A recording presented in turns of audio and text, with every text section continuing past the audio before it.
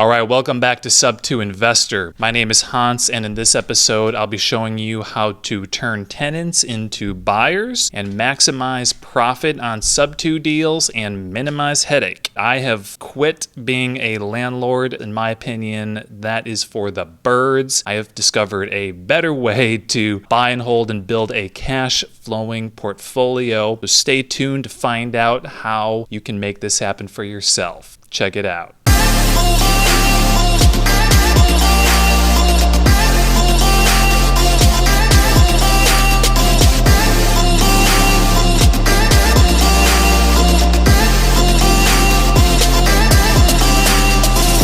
Now, this is part 5 of my Real Sub2 Deal Breakdown series. This is a playlist I've created to show you my journey. In the previous 2 years, I've built a cash flowing portfolio on over 35 properties using, for the most part, creative financing techniques. So hopefully you can learn something from this channel. In this episode, I really want to focus on the downside to being a landlord. There are some obvious upsides. Briefly, I'll just mention those. Number one, you get to depreciate your rental property, which is a pretty significant tax benefit. Number two, you do get to capture future appreciation. But really, beyond those two things, I don't see there being a whole great advantage in being a landlord on single family rentals if you're trying to establish cash flow quickly in your investing career so that you can escape whatever rat race or hellhole you are a part of. Multifamily is a different topic. I'll just tell you a quick story, all right? So I was taking my family to vacation in Colorado. We were staying near like a famous trout stream. We had the grandparents coming, so they'd be doing some babysitting. We're having a great time, and we found this awesome Airbnb, great mountain view. And a couple days into our vacation, I get a call from a tenant, and she was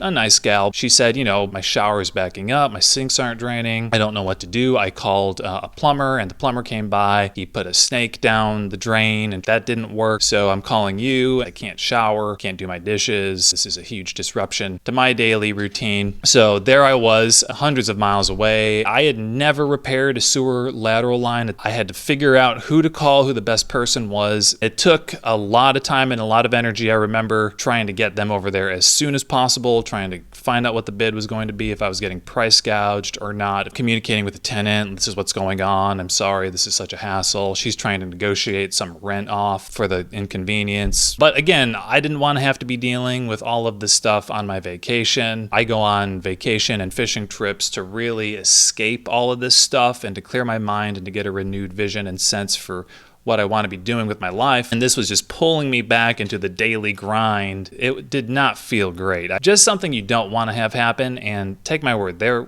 are worse things that have happened. This one just sticks out in my memory as kind of like a tipping point for me. I kind of determined that I didn't want to continue to use rentals as my primary business model for establishing cash flow. That gets me into the topic of today, right? Which is buying houses, subject to buying houses with creative financing. And we happen to like selling houses on installment sales, agreements for deed, contract for deed. We also highly prefer doing lease options as well, and sometimes combining the two. That's a whole nother topic. On this deal, on deal 5, my 5th Sub2 deal, and I'm going to get to the photos of this property because I want to show you exactly what you can do with seller financing, which you cannot do with rentals, which is not do anything to the property and still cash flow the thing. This was a lead that came from a field inspector. We've also done a number of deals from a list that very few people talk about. That may be just because it's difficult to find folks who are going to give you this list. What this list is field inspectors. Field inspectors who have been hired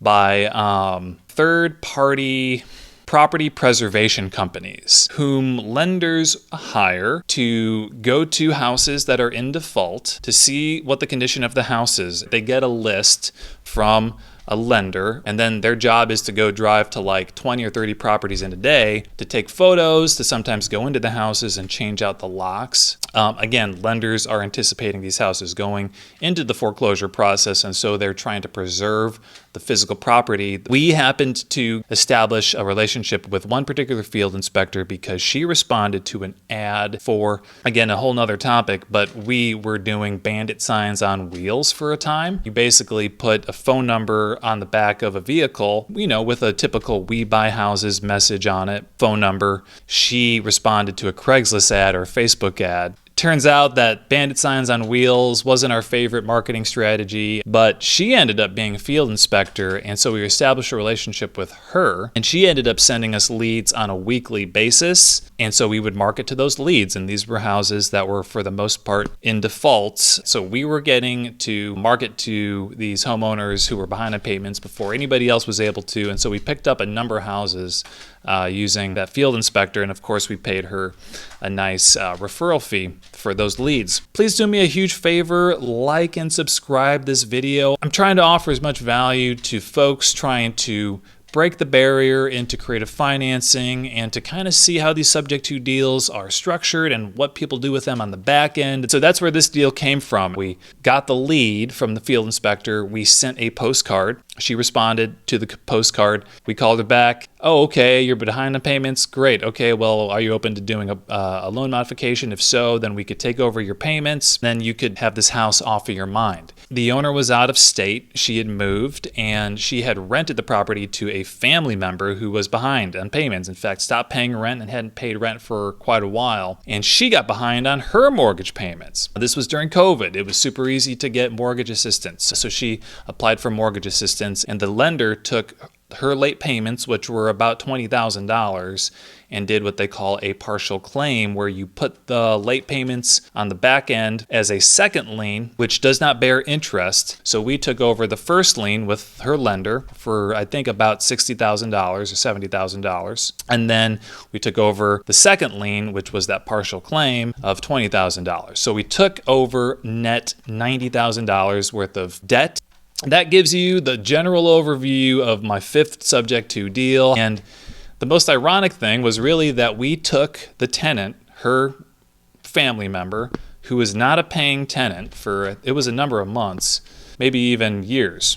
And she didn't want to deal with him. Basically, we went to meet him to say, hey, we're going to need to begin collecting rent, or we're going to have to, take some more extreme action. What would you like to do? So he rented from us for a period of time, but we then approached him and said, hey, but, what do you think about buying the house from us instead of just renting? And he was receptive to that, actually. We could kind of tell he had established a life there, and it would be a major disruption for him to force him to move. And I'll just say this, general wisdom, and I would totally agree with this, is that when you inherit a tenant, you got to get him out of there. It's very difficult for a new sheriff to come into town and for the citizens to just kind of willfully obey the new sheriff and comply. It just very rarely happens. It's been my experience for it never to happen, except for really in this instance. Amazingly enough, and this did seem like a miracle to me, we told him we can sell it to you on seller financing. We will need a down payment, and I believe we collected $5,000 from him for a down payment. It was around an 8-point-something%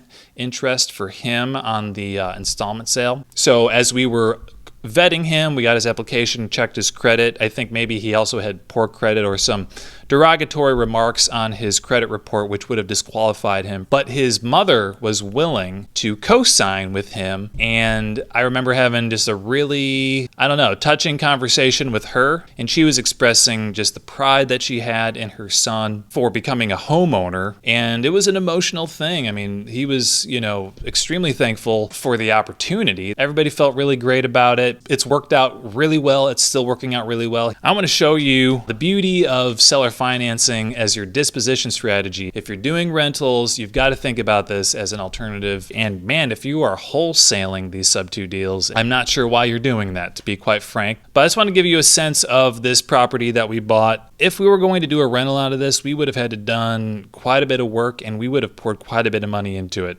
The weeds around the house have been neglected. Definitely those need to get cut back because they will intrude into the siding and freeze during the wintertime and create issues. It was a decent sized house. I think 4 bedrooms, 2 baths, really good for a family.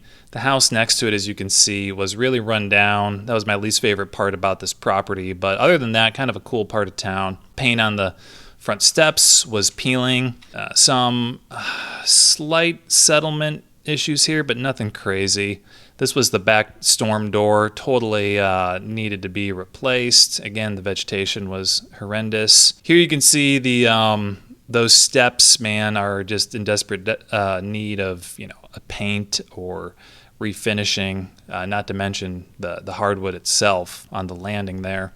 Original basement windows, wood windows, just thick vegetation. Again, needing to be cut back. Stuff that a tenant's definitely not going to do. Landlord is going to have to do that. On the inside, it was nice to have some crown molding up there. Electrical service, I think, was okay. Look at that basketball hoop, man. Look at the vines growing up on those gutters. Guarantee you that's going to cause some water issues down the road. Front porch could use a good pressure wash and some light fixture updates. The casing around that door has seen better days. Really, that's just dirt on the vinyl siding, needs to get pressure washed. Dirty walls. Basement was cluttered with debris and whatnots. Not fantastic shape, but, livable. The water heater was newer, but take a look at that furnace. That thing was maybe the original furnace to the house. There's no way. Back from the 60s or 70s, but it was still running, which is amazing. Just kind of a pretty dingy basement, but there was a living space down there. You can see that the shower just has not been cleaned. It needs a new tub or surround. Kitchen was actually in pretty decent shape. Those cabinets all looked pretty good. Probably didn't get used a whole ton, if I'm honest, but definitely needed a good deep clean. That door is gross. Farmhouse style sink, I think even before it was fashionable thing to put in your kitchen. Laminate countertops, so nothing special there. But yeah, this just gives you a sense. This is probably C+, B- neighborhood. A fair amount of rentals, but a fair amount of, primary resident homeowners as well. This is probably on the lower end of the spectrum with what we buy and what we hold. Yeah, again, that kitchen is, decent shape, but obviously the tenant buyer is going to be doing some repairs. Wow, yeah, that wallpaper, cool little fireplace. But man, yeah, look at that flooring. That might be like original pine, but I don't even know if that's capable of being refinished. Probably just vinyl plank over that. Tub is definitely gross. Some plumbing had been updated, which is great. I think he had actually already done a few repairs with the plumbing. But again, this is a house that you would be tempted to dump, 30, 40 grand into easily if you're going to rent this thing. But yeah, that gives you a sense of the house. That air handler was a Bryant. Wow. Okay, definitely buying a Bryant air handler. But to summarize, stop fooling around with being a landlord on single family rentals. If you're going to play that game, you are going to need easily at least 30 properties and probably more to live comfortably off of that monthly cash flow. Plus, you're going to need a massive cash reserve for doing repairs like the sewer lateral repair that I referenced earlier. But if this were you, what would you have done? Would you have evicted the tenant, raised the rents, gotten him out of there, put 30, 40 grand into the property, and then rent it? In my opinion, I'd much rather not spend time managing tenants, and then managing contractors. And then you got to deal with inspections and permits. And if all of that sounds overwhelming, well, you could just hire property management. But here's a little industry secret. They're all scam artists, especially in the single family rental space. They are no good. This deal cash flows, I think it's $483. We cash flow more than 2 good rental properties would cash flow. We didn't do any work to it. We actually made money up front on the down payment. But I hope that looking through those photos gives you a sense of what's possible. If you're not sure what extent of rehab you want to do on a property before you begin marketing it for a seller finance buyer, I hope that helps. What questions do you have that I didn't answer? What questions can I answer for you that I didn't answer in this episode? I'd be happy to respond to your comments or create a video to address the topic. Thanks again for tuning in. You guys make this fun. I hope to see you again on the next one. Peace.